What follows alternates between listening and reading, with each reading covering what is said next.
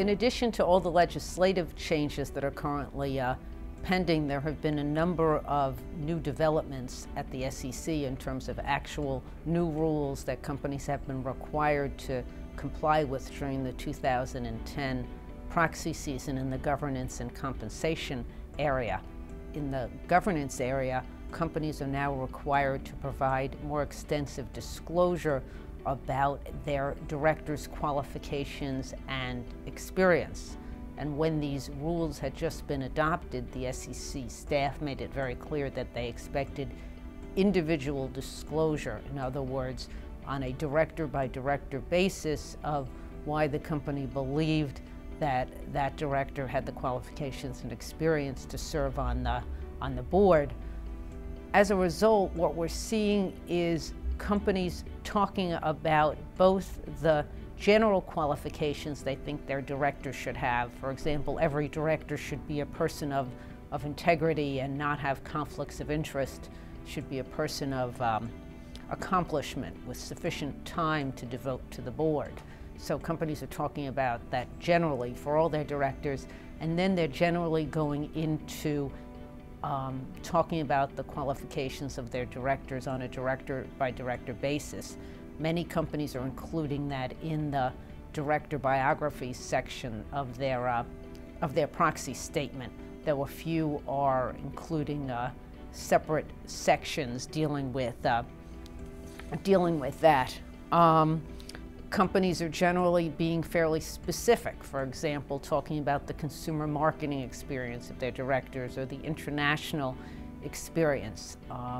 And I think companies have generally done a very good job of providing additional disclosure in this area. A second area that the SEC required disclosure of this year was about a board's leadership structure. Does the board have a separate chairman of the board, or is it a combined position for the chief executive officer, CEO, or chairman of the board? And if it is a combined position, the SEC requires disclosure of whether the company has a lead director and what responsibilities that lead director provides.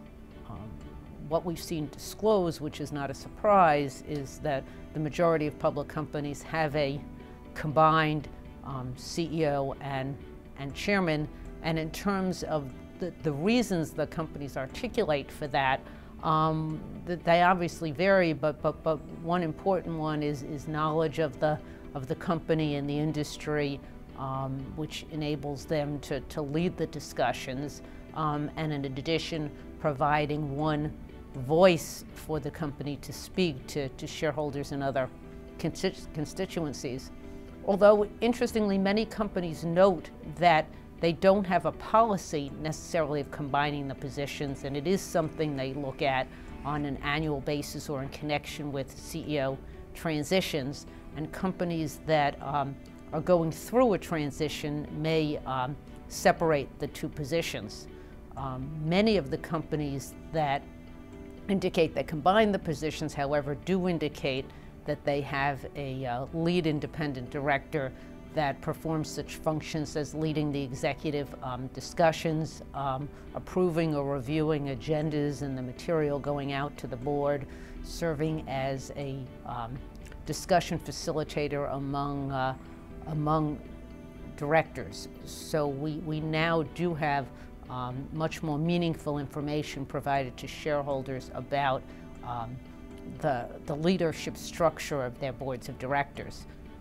The SEC also required additional disclosure about diversity on the board and whether companies had a diversity policy. This was a new disclosure that had not been proposed. There were questions about it asked in the proposing release, so I think companies have struggled a bit with that disclosure this year. Lastly, the SEC in the governance area required disclosure of how the board oversees risk, and there was quite a bit of variance in how much disclosure companies provided in their proxy statements about that this year, with some companies going into a great deal of detail about the company. I think most companies acknowledge that risk management was the function of management, but that risk oversight was a function of the board.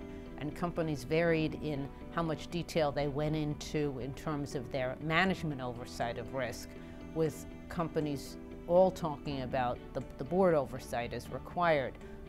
There were discussions about the different committees of the board and which risks they oversaw, while some companies disclosed that their audit committee had more of a role in the risk oversight process.